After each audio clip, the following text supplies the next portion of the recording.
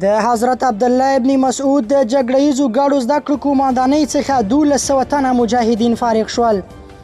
د ملي دفاع وزارت اړوند د حضرت عبدالله ابن مسعود د جګړه ییزو ګډو زده کړو قوماندانۍ د سرتیرو بنسټیزو زده کړو له ښوونځي څخه 1200 تنه مجاهدین له 3.5 میاشتني پوځي نظري او مسلکي زده کړو څخه نن د یو لړ ځانګړو مراسمو په ترڅ کې فارغ شول.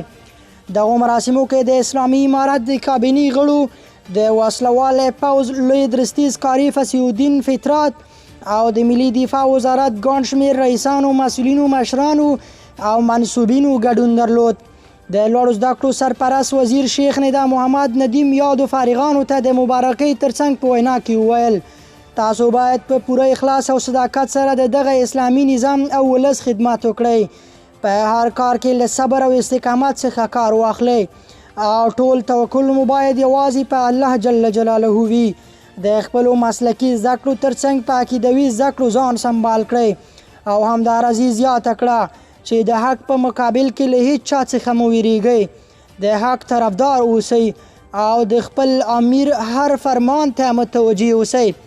ورته مهال د وسلوال پوځ لوی درستیز په خپلو خبرو کې وویل: د اسلامي امارت او ملي دفاع وزارت رهبري یوې منظمې او ژمنې اردو جوړولو ته ژمن دی.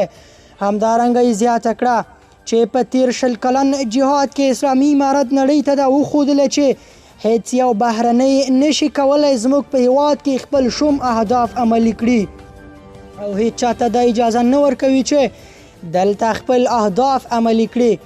د ونې وړ ده چې 2 ورځې وړاندې یادو فارغ شویو مجاهدینو په نوموړي قوماندانۍ کې عملي تطبیقات هم ترسره کړل او یاد ښوونځي د تیر کال په پرتله تر 9000 مجاهدینو د فراغت ظرفیت لري.